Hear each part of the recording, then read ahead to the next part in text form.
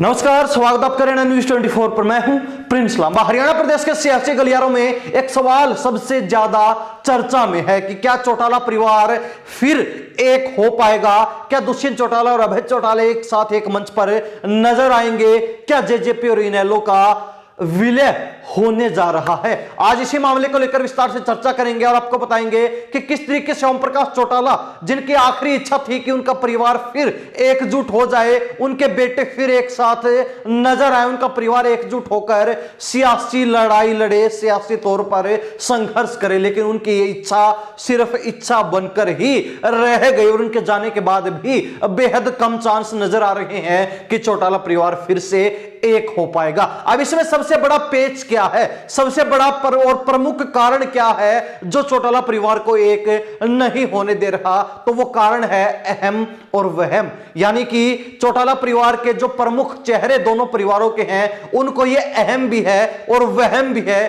कि वो अलग अलग रहकर भी अपने आप को राजनीतिक तौर पर जिंदा रख सकते हैं, हरियाणा प्रदेश की सियासत में अपना वही पुराना मुकाम दोबारा से हासिल कर सकते हैं। लेकिन इस बार के विधानसभा चुनाव में इस सवाल को लेकर उन दोनों का अहम और वहम पहले ही निकल चुका है। बावजूद इसके दोनों चौटाला परिवारों को यह बात अब तक समझ नहीं आई है। इसी मामले को लेकर अगर चर्चा की जाए तो सबसे पहले नाम आता है अभय चौटाला का, जिनको ओम प्रकाश चौटाला के निधन के बाद पारिवारिक और राजनीतिक दोनों विरासत मिल चुकी हैं और अभय चौटाला अब परिवार के साथ साथ पार्टी के भी सर्वे सर्वा बन चुके हैं। अभय चौटाला ने जब अस्थि कलश यात्रा निकल रही थी तो अपने बेटे अर्जुन चौटाला को जिम्मेवारी सौंपी, अस्थि कलश यात्रा के साथ साथ पूरे हरियाणा में अर्जुन चौटाला को घुमाने का काम किया। यानी कि मुख्य चेहरे के तौर पर अभय चौटाला अब अपने बेटे अर्जुन चौटाला को प्रोजेक्ट करने का काम कर रहे हैं और ओम प्रकाश चौटाला के निधन के बाद अब अभय चौटाला, जो कि धीरे धीरे उम्र के दूसरे पड़ाव में भी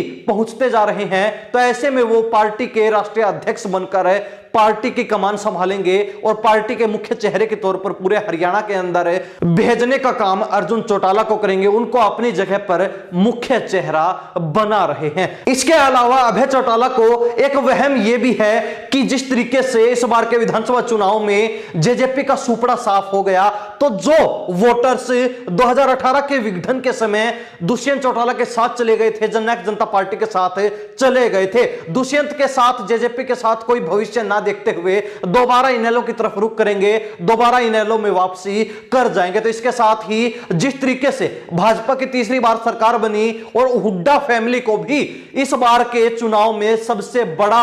सियासी झटका लगा है, सबसे बड़ा सियासी नुकसान पहुंचा है, तो उसको देखते हुए भी अभय चौटाला को यह विश्वास है, यह भरोसा है कि जाट वोटर्स भी बड़ी संख्या में पुरों में जिस तरीके से उनका सिक्का चलता था हरियाणा प्रदेश की राजनीति में, वैसे ही वापसी करेंगे, उनके साथ जुड़ने का काम करेंगे और वो पुरों की तरह, पहले की तरह सबसे मजबूत पार्टी के तौर पर हरियाणा प्रदेश में खड़े हो जाएंगे। लेकिन यह अभय चौटाला का वहम है, क्योंकि ऐसा कुछ भी शायद ही अगले चुनाव में देखने को मिले, 2029 के चुनाव में देखने को मिले, क्योंकि अभय चौटाला जो इस बार अपनी खुद की सीट हार बैठे, लेकिन वो 2 विधायक बनाने में कामयाब रहे। पहले विधायक उनके बेटे अर्जुन चौटाला जो रानिया से विधायक बने, तो वहीं उनके चचेरे भाई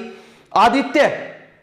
चौटाला जो कि डबवाली से विधायक बने और माना जाता है कि दोनों ही विधायक बीजेपी के सहयोग से बने हैं, बीजेपी की मदद से बने हैं। तो ऐसे में कहीं ना कहीं अभय चौटाला को अब अपनी पार्टी के भविष्य की चिंता जरूर सता रही होगी। लेकिन अभय चौटाला साथ में दुष्यंत चौटाला को भी सामने से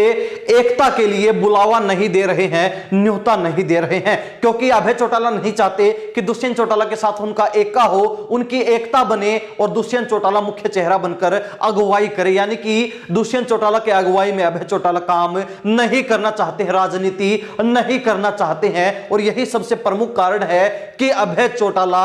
अपने परिवार को एकजुट नहीं कर रहे। इनेलो और जेजेपी के रास्ते अब भी दोनों के जुदा नजर आ रहे हैं। बात की जाए दुष्यंत चौटाला की, तो हरियाणा सरकार के अंदर बीजेपी से गठबंधन में डिप्टी सीएम पद पर रहने के बाद वो अपने आप को एक बड़े नेता के रूप में आकर रहे हैं। दुष्यंत चौटाला जो बेहद कम उम्र के अंदर सांसद बने और उसके बाद बेहद ही कम उम्र में विधायक बनकर सरकार में गठबंधन के जरिए डिप्टी सीएम भी बनने में कामयाब रहे। तो ऐसे में दुष्यंत चौटाला को यह वहम है है कि जनता ने जिस तरीके से उनका इस बार के चुनाव में सुपड़ा साफ किया है, तो वो जनता के बीच नहीं जाएंगे, बल्कि पूर्व में राजनीतिक इतिहास अगर उठाकर देखा जाए तो जनता जिस तरीके से उनके परदादा देवीलाल को मनाने के लिए उनके घर पहुंची थी, तो ठीक उसी तरीके से हरियाणा प्रदेश की जनता सभी विकल्पों को देखने के बाद, झाड़ने पिछोड़ने के बाद उनके पास आखिरी विकल्प के तौर पर उनके घर पहुंचेगी, उनको मनाएगी और उसके बाद उनको सियासत में दोबारा से मजबूत करने का काम करेगी। लेकिन दुष्यंत चौटाला इस बात के चक्कर में यह भूल गए कि अब सियासत का रुख बदल चुका है, सियासत के मायने बदल चुके हैं, राजनीति का आचार विचार बदल चुका है। हरियाणा प्रदेश में अब लोग भी पढ़े लिखे और समझदार और जागरूक हो चुके हैं और अब ऐसा शायद ही देखने को मिले कि जनता खुद दुष्यंत चौटाला को मनाकर उनको दोबारा से मजबूत करने का काम करेगी, क्योंकि पूर्व की जो राजनीति थी उसके मायने अलग थे, उसको आगे बढ़ाने का तरीका अलग था और आजकल मॉडर्न पॉलिटिक्स के अंदर ऐसा कुछ भी देखने को नहीं मिलता है। तो ऐसे में दुष्यंत चौटाला का भी यह वहम बहुत जल्द दूर हो जाएगा जब अगले चुनाव तक दोनों ही पार्टियां जो अपने आप को मजबूत मान रही हैं, जो ये मानकर चल रही हैं कि अगले चुनाव में उनकी महत्वपूर्ण भागीदारी रहेगी सियासत के अंदर, सत्ता के अंदर, लेकिन उनको यह एहसास जरा भी नहीं है कि इस बार के चुनाव में जिस तरीके से दोनों पार्टियों को झटका लगा है, जिस तरीके से दोनों पार्टियों को सियासी नुकसान उठाना पड़ा है और दोनों पार्टियां लगभग सुपड़ा साफ करवाने में कामयाब रही हैं, तो ठीक उसी तरीके से अगर एकता नहीं होता है, अगर एकता नहीं देखने को मिलती है, अगर चौटाला परिवार एकजुट नहीं होता है, जेजेपी इनेलो का विलय नहीं होता है, दुष्यंत और अभय एक मंच पर नहीं आते हैं, तो ऐसा ही माहौल अगले चुनाव में भी देखने को मिलेगा। इससे भी बुरे प्रभाव अगले चुनाव में दोनों पार्टियों के राजनीतिक करियर पर, भविष्य पर पड़ने वाले हैं। यानी कि दोनों पार्टियां अगले चुनाव में भी अपना सुपड़ा साफ करवा बैठेंगी अगर एकता नहीं होती। हालांकि अब तक दोनों ही प्रमुख चेहरों, प्रमुख नेताओं के बीच यह वहम चल रहा है कि वो मजबूत हो चुके हैं, वो पहले से मजबूत कंडीशन में आ चुके हैं। लेकिन अभय चौटाला जो इनेलो के मुखिया हैं और दुष्यंत चौटाला जो जेजेपी के मुखिया हैं, दोनों का यह वहम उस समय क्लियर हो जाएगा जब फिर से उनको सियासी तौर पर बड़ा झटका पहुंचेगा, बड़ा आघात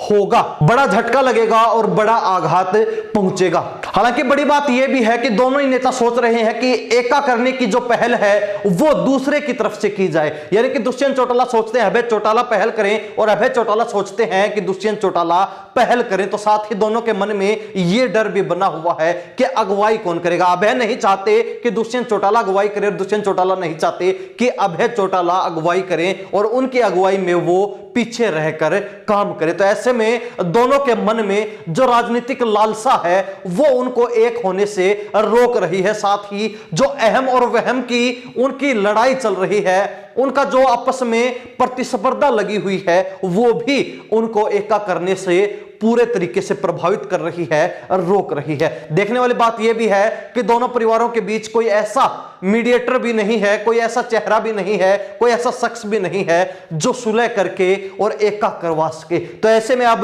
चौटाला परिवार का राजनीतिक भविष्य उनके हाथ, उनके ऊपर निर्भर करता है। क्या वो एका कर पाएंगे या फिर ऐसे ही अलग अलग होकर राजनीतिक लड़ाई लड़ते रहेंगे। अगर ऐसे ही चलता रहा तो बहुत जल्द यानी कि चौटाला परिवार खात्मे के कगार पर पहुंच जाएगा। अगले चुनाव में चौटाला परिवार शायद ही कोई कमाल दिखा पाए, लेकिन अगर एका होता है तो उसके बाद अनेक हरियाणा प्रदेश की विधानसभा सीटों पर चौटाला परिवार का प्रभाव जरूर देखने को मिल सकता है। लेकिन हरियाणा प्रदेश की जनता इस बारे में क्या सोचती है, अपनी राय कमेंट के माध्यम से जरूर लिख दीजिए। इन्हीं सब बातों के साथ प्रिंस लांबा, हरियाणा न्यूज़ 24। नमस्कार, जय हिंद।